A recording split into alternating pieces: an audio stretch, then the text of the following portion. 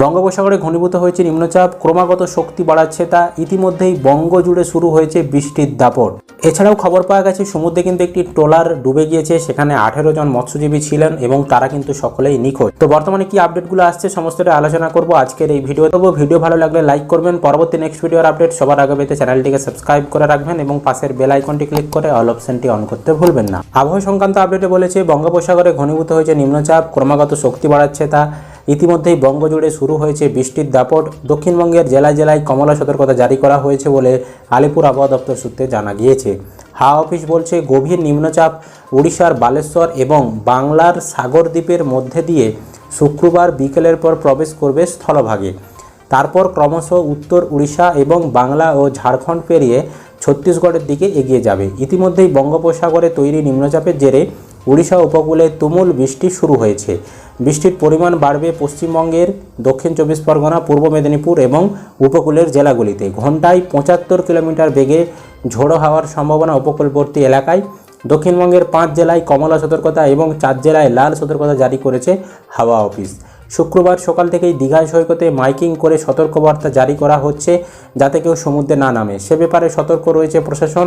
আবহাওয়া দপ্তর সূত্রে পাওয়া খবর অনুযায়ী এই মুহূর্তে দীঘা থেকে 185 কিমি এবং সাগরদ্বীপ থেকে 144 কিলোমিটার দূরে অবস্থান করছে গভীর নিম্নচাপটি। আগামী কয়েক ঘন্টার মধ্যেই তা অতি গভীর নিম্নচাপে পরিণত হবে। এদিকে কলকাতার আপেক্ষিক আর্দ্রতা সর্বোচ্চ 87% থাকবে। সারাদিন কলকাতার আকাশ আংশিক মেঘলা থাকবে, সর্বোচ্চ তাপমাত্রা 30 ডিগ্রি সেলসিয়াসের কাছাকাছি থাকবে।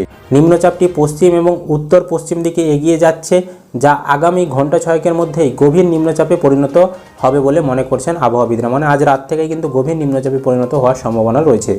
সর্বোচ্চ 75 কিলোমিটার প্রতি ঘন্টা বেগে ঝোড়ো হাওয়া বইবে দুপুর থেকে রাতের মধ্যে, তাই সমুদ্র উত্তাল হতে পারে সেই আশঙ্কা থেকেই সতর্কতা জারি হয়েছে উপকূলে। দীঘার সমুদ্রে নামার ক্ষেত্রে নিষেধাজ্ঞা জারি করা হয়েছে। আগাম সতর্কতা এবং প্রশাসনের তৎপরতা থাকা সত্ত্বেও বঙ্গোপসাগরে ইলিশ ধরতে গিয়ে নিখোঁজ ট্রলার, 18 জন মৎস্যজীবী সহ নিখোঁজ ট্রলার। কাকদ্বীপ মৎস্যজীবী ওয়েলফেয়ার অ্যাসোসিয়েশন জানিয়েছে গত 16 আগস্ট বঙ্গোপসাগরে ইলিশ ধরতে গিয়েছিল এফবি সত্যনারায়ণ নামের একটি ট্রলার। গত শুক্রবার ইলিশের খোঁজে বঙ্গোপসাগরের গভীরে যায় এফবি সত্যনারায়ণ নামের একটি ট্রলার। 15 জন মৎস্যজীবী সহ কাকদ্বীপ নামখানা এলাকার নিখোঁজ হয় ওই ট্রলারটি। সূত্রের খবর, আবহাওয়া খারাপ থাকার কারণে মাছ ধরতে যাওয়া ট্রলারগুলিকে ফিরে আসতে বলা হয়। জানা যাচ্ছে এই সময়ে সুন্দরবন ব্যাঘ্র প্রকল্পের অন্তর্গত কেঁদো দ্বীপের কাছে ডোবাচরে ধাক্কা খেয়ে ট্রলারটি ডুবে গিয়েছে। ইতিমধ্যে উপকূলরক্ষী বাহিনী উদ্ধার কাজ শুরু করে দিয়েছে, কিন্তু আবহাওয়া খারাপ থাকার কারণে তাদেরকে উদ্ধার করা যাচ্ছে না এবং উদ্ধার কাজে বাধা পেতে হচ্ছে তাদেরকে। জলোচ্ছ্বাস শুরু হয়ে গিয়েছে। তো মূলত কিন্তু আজ দক্ষিণ 24 পরগনা, 2 মেদিনীপুর, পুরুলিয়া, বাঁকুড়া, ঝাড়গ্রাম, উত্তর 24 পরগনায় কিন্তু বেশি বর্ষণ হবে, মানে ভারী থেকে অতি ভারী বৃষ্টি হতে পারে এবং অন্যান্য জেলাতে কিন্তু হালকা থেকে মাঝারি বৃষ্টি হতে পারে। এছাড়াও শনিবার থেকে কিন্তু পুরুলিয়া, বাঁকুড়া, 2 বর্ধমানে বর্ষণের সম্ভাবনা রয়েছে। শনিবার থেকে ধীরে ধীরে কমবে এই বর্ষণের মাত্রা। তো এই ছিল আজকের আবহাওয়ার আপডেট। পরবর্তী সময়ে লেটেস্ট আপডেটগুলো সবার আগে পেতে চ্যানেলটিকে সাবস্ক্রাইব করে পাশের বেল আইকনটি ক্লিক করে অল অপশনটি অন করতে ভুলবেন না।